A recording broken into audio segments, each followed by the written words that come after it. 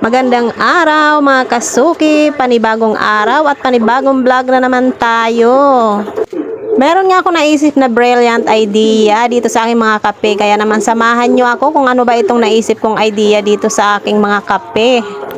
Sana all may brilliant idea. Para nga hindi ako tanggal ng mga kape ko pagdating ng gabi, at pagdating naman ng umaga ay babalik ko na naman. Kaya ito nga naisip kong paraan para naman hindi na ako parang loka pa ulit-ulit, charis. Tinanggal ko na nga isa-isang mga kape ko at syempre pinagputol-putol ko na rin niya. Dito ko ngayon ilalagay sa aking cabinet, nalagayan naman ang aking mga noodles. Tingnan ko na lang talaga kung makakapasok pa dito ang mga buwit na yan. Wala naman nga itong laman kaya naisipan kong dito ilagay, at mabilis pa nga itong kunin kapag bumibili dahil nga putol-putol na ito. Diba brilliant idea?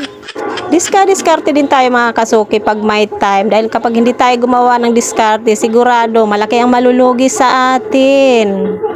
Natatawa na nga lang ako sa aking mga customer kapag bumibili dahil silip nga sila ng silip ay hindi nila makita-kita kung saan na nga daw yung aking mga kape.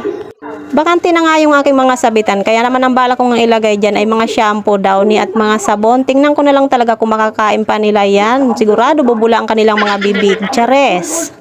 Minsan nga nagmumuni-muni ako, iniisip mo kung kailan nga ako yayaman nang makaalis na ako dito sa lugar kung saan maraming mga daga. Charot lang.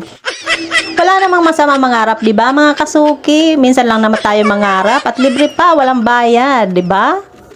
Sabi nga nila, ang tao daw na walang pangarap at walang utang ay abnormal daw. Kaya naman mangangarap na ako nang hindi ako maging abnormal, charis.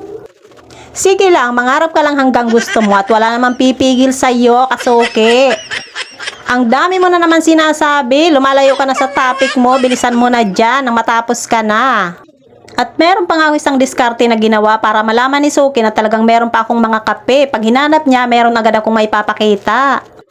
Kaya naman itong lagayan ng ice cream ko ay naglagay na ako ng bawat klase ng kape ko dito pa isa-isa. Para sa ganon, naghanap si customer, madali ko lang itong ipakita sa kanya at mamimili na lang siya. O diba? Brilliant idea! Kaya kayo dyan mga kasuki na mayroong plastic container ng mga ice cream, ay wag nyo muna itong itatapon dahil balang araw meron kayong mapaggagamitan ito sa iba't ibang paraan. Alam nyo ba mga kasuki na hindi ko lang nagagamit sa tindahan ko yung lagayan ng ice cream na yan? Nagagamit ko pa yan lagayan ng mga ulam, o diba? Very useful sa akin yung lagayan ng ice cream na yan. Sana lang lahat ng customer ko ay magtatanong muna kung meron akong kape. Yung iba kasi pagtingin nila at walang nakasabit, diretso lang, hindi na magtatanong.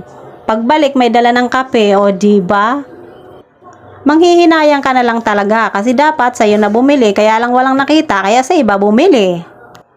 Ang dami kong daldal. Proceed tayo sa aking topic. Ayan ang pala mga kasuki ang itsura matapos kong ilagay lahat. Patapos kong pagputol-putulin, ayan na siya. Napaganda pa nga mga kasuki. Sifting-sifting na sa mga bubuwit. Ngayon titigan nila yan hanggang gusto nila. Hindi na nila makakagat yan. Ganyan lang din pala ang ginagawa ko pagbukas at pagsara. Tinutulak-tulak ko lang yan mga kasuki. Hanggang sa muli mga kasuki. Thank you for watching.